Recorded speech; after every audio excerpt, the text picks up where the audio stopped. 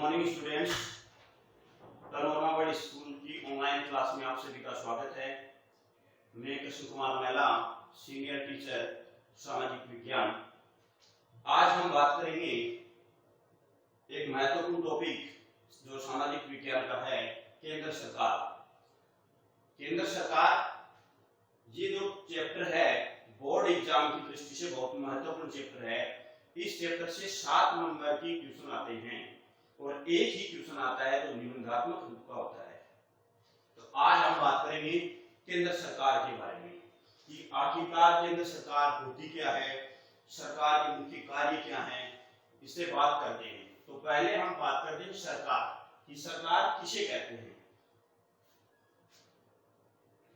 सरकार किसे कहते हैं? तो सरकार की डेफिनेशन देखते हैं। राज्य एक भावात्मक अवधारणा है जो अमूर्त व अदर्शी होता है।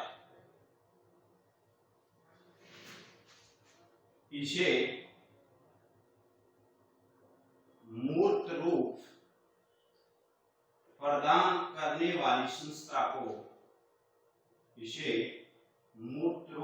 प्रदान करने वाली संस्था को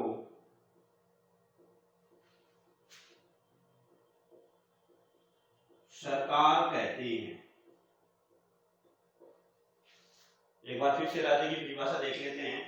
राज्य एक भावात्मक अवधारणा है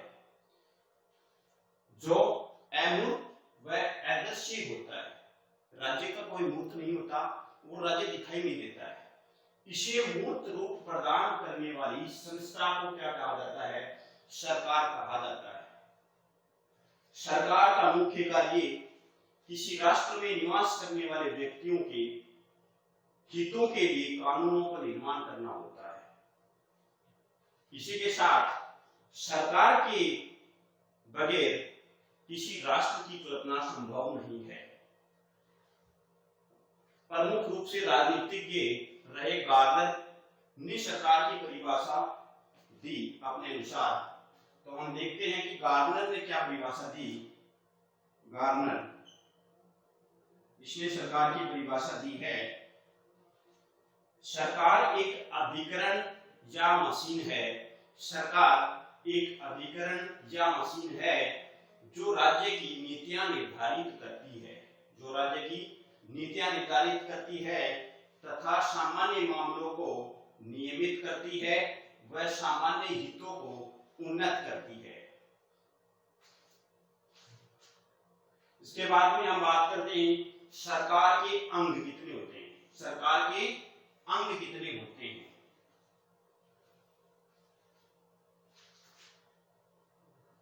सरकार के अंग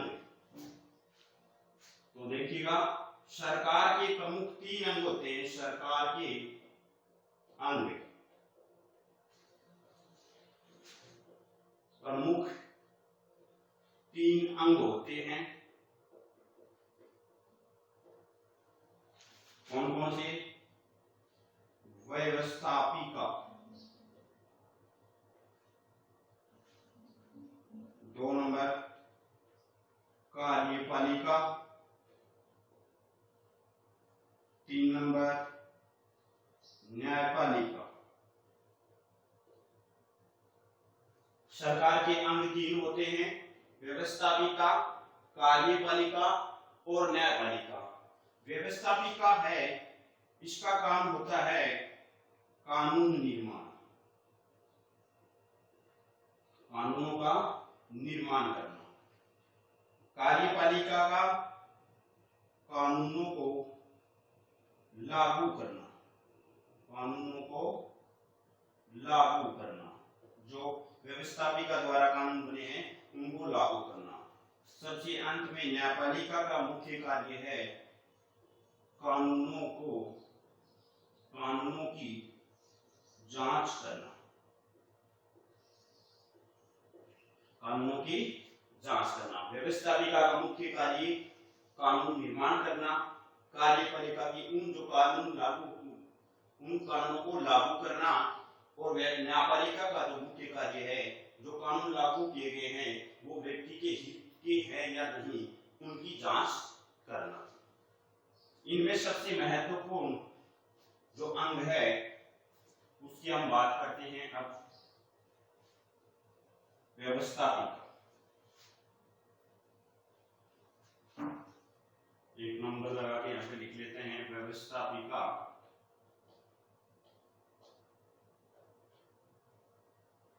व्यवस्थापिका हमारे संविधान में दो प्रकार की है, एक संघ के स्तर पर, एक राज्य स्तर पर।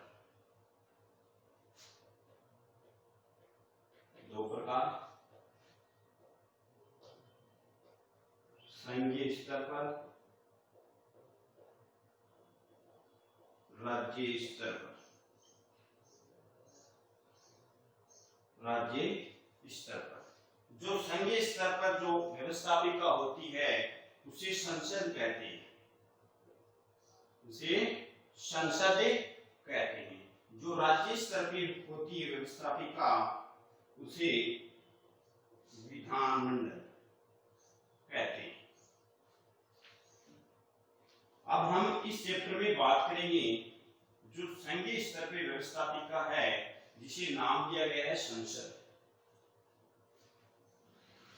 इसकी बात करते हैं। तो हम पहले देखते हैं आर्टिकल 79। आर्टिकल 79 क्या उल्लेख करता है? आर्टिकल 79 के अनुसार भारतीय संघ का भारत की एक संसद होगी, भारत की एक संसद होगी जो राष्ट्रपति, लोकसभा व राज्यसभा से मिलकर बनेगी।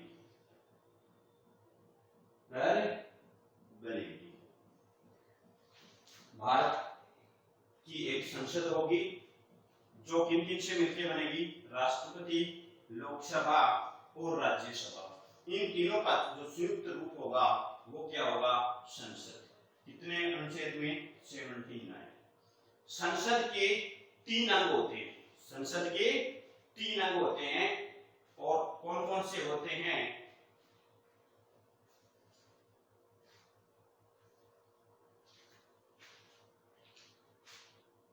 संसद के अंग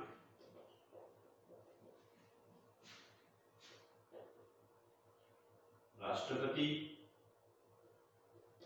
लोकसभा और राज्यसभा। संसद के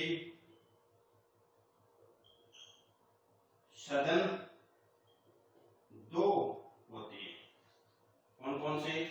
एक लोकसभा और एक राज्यसभा। तो संसद जहां पे नाम आता है संसद के अंग, तो वहां पे आपको लिखना है राष्ट्रपति, लोकसभा और राज्यसभा। जहां पे बात होती है संसद के सदनों की, तो वहां पे आपको लिखना है लोकसभा और राज्यसभा। अब हम बात करेंगे लोकसभा की। आखिरकार लोकसभा क्या होती है, इसकी संरचना किस प्रकार होती है? तो हम बात करते हैं लोकसभा की संरचना। लोकसभा की संरचना कैसी होती है? लोकसभा को 3 कुछ अन्य उपनामों से भी जाना जाता है, जिसके उपनाम कौन कौन से हैं? इसे प्रथम सदन, निम्न सदन व लोकप्रिय सदन, लोकप्रिय सदन के नाम से भी जाना जाता है। प्रथम सदन, निम्न सदन और लोकप्रिय सदन। लोकप्रिय सदन क्यों? क्योंकि इसके जितने भी सदस्य होते हैं उनका निर्वाचन जनता के द्वारा प्रत्यक्ष रूप से होता है। इनके सदस्यों का निर्वाचन जनता के द्वारा प्रत्यक्ष रूप से, इस कारण इसका अन्य नाम है वो लोकप्रिय सदन के नाम से भी जाना जाता है। लोकसभा भारतीय संविधान के अनुच्छेद 81 में उल्लेख है। लोकसभा का उल्लेख अनुच्छेद 81 में किया गया है। अब इसके जो स्ट्रक्चर है, इसकी संरचना है, उसकी बात करते हैं। तो पहले बात करते हैं लोकसभा में सदस्य संख्या। सदस्य संख्या कि लोकसभा की सदस्य संख्या प्रारंभ में कितनी थी और उसके बाद अब वर्तमान में कितनी है। लोकसभा की सदस्य संख्या प्रारंभ में कितनी थी और अब कितनी है। तो देखते हैं कि मूल संविधान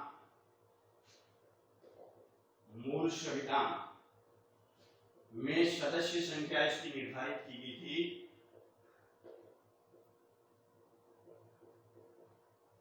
500। ठीक है, मूल संविधान में सदस्य संख्या इसकी निर्धारित या जो निश्चित की गई थी वो थी 500। अब ये देखते हैं कि मूल संविधान आखिरकार होता क्या है। संविधान, मूल संविधान, इसमें कुछ अंतर है क्या? तो मूल संविधान का मतलब है जिस दिन हमारा संविधान बनकर लागू हुआ। लागू कब हुआ? 26 जनवरी 1950। 26 जनवरी 1950 को जो संविधान हमारा लागू हुआ उसी को मूल संविधान कहा जाता है। और इस दिन लोकसभा के सदस्यों की संख्या कितनी निर्धारित की गई थी? 500। लेकिन समय समय पे इनमें वृद्धि की गई। इनकी सदस्य संख्या में वृद्धि की गई। गोवा, दमन व दीव पुनर्गठन अधिनियम 1987 के तहत लोकसभा की सदस्य संख्या बढ़ाकर 552 कर दी गई। गोवा, दमन व दीव पुनर्गठन अधिनियम 1987 के अनुसार लोकसभा की सदस्य संख्या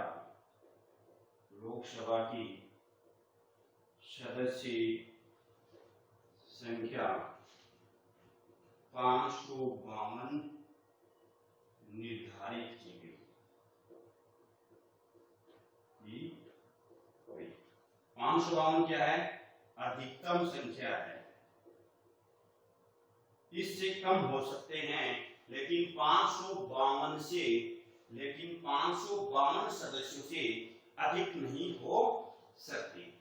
ये जो 552 सदस्य हैं ये किस प्रकार होंगे? 530 सदस्य विभिन्न राज्यों से, 20 सदस्य केंद्र शासित प्रदेशों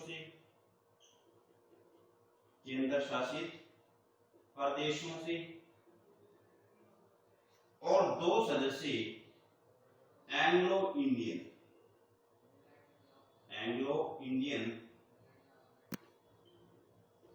समुदाय के होते हैं।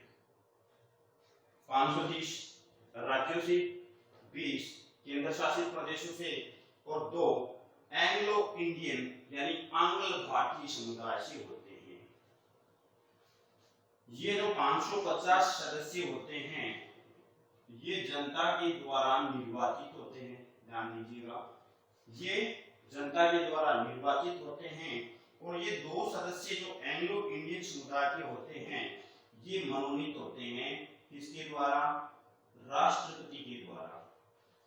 अब आखिरकार एंग्लो इंडियन समुदाय होता कौन सा है? ऐसा समुदाय या ऐसे लोग जिनकी माता भारतीय हो और पिता विदेशी। ऐसी संतान जिनकी माता भारतीय हो और पिता विदेशी मूल का हो, उनकी जो संतान होते हैं उन्हें एंग्लो इंडियन कहा जाता है। इनकी जनसंख्या भारत में कम पाई जाती है, इसलिए संसद में उनका उचित प्रतिनिधित्व के लिए राष्ट्रपति इन्हीं के समुदाय से 2 सदस्यों को मनोनीत करता है। लेकिन वर्तमान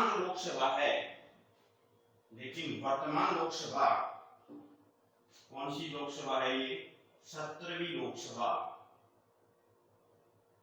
जिसका कार्यकाल 2019 से 2024। इसके अंदर ये 2 सदस्य मनोनीत नहीं किए गए। ध्यान रखने वाली बात है कि जो 17वीं लोकसभा है 2019 से 2024, इसमें जो 2 सदस्य एंग्लो इंडियन हैं वो नहीं मनोनीत किए गए हैं। कारण क्या है कि इनका जो अंतराल होता है चुनने का वो 10 वर्ष के बाद में बढ़ाना पड़ता है। लेकिन वर्तमान में 25 जनवरी 2020 को उस विधेयक को 10 वर्ष पूर्ण हो गए, लेकिन अब इन्हें आगे नहीं बढ़ाया गया है। इस कारण वर्तमान 17वीं लोकसभा में कुल सदस्य संख्या में एंग्लो इंडियन समुदाय का कोई प्रतिनिधि मौजूद नहीं है। अब बात करते हैं कि टोटल 552 है, इनमें से वर्तमान में लोकसभा सदस्यों की संख्या क्या है? तो वर्तमान में 543 सदस्य, वर्तमान लोकसभा में 543 सदस्य हैं। उनमें से 530 राज्यों से, 13 सदस्य केंद्र शासित प्रदेशों से। ठीक है, तो इनका क्या हुआ? 2 एंग्लो जो इंडियन समुदाय के लोग हैं उनको मनोनीत नहीं किया गया है। इस कारण वर्तमान में जो संख्या है वो 543 है। इसके बाद में बात करते हैं इनका निर्वाचन कैसे होता है। इनका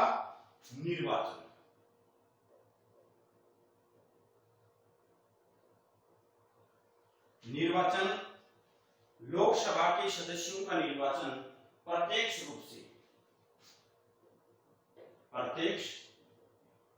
रूप से जनता द्वारा, वो भी कैसे? वरिष्ठ मताधिकार के आधार पर लोकसभा के सदस्यों का निर्वाचन प्रत्यक्ष रूप से जनता के द्वारा वरिष्ठ मताधिकार के आधार पर। भारत में वरिष्ठ मताधिकार की आयु है 18 वर्ष, यानी मताधिकार का मतलब है मत देने का अधिकार, और वो उम्र कितनी है? 18 वर्ष। पहले ये 21 वर्ष थी, मत देने की पहले जो आयु निर्धारित थी वो 21 थी, लेकिन 61वें संविधान संशोधन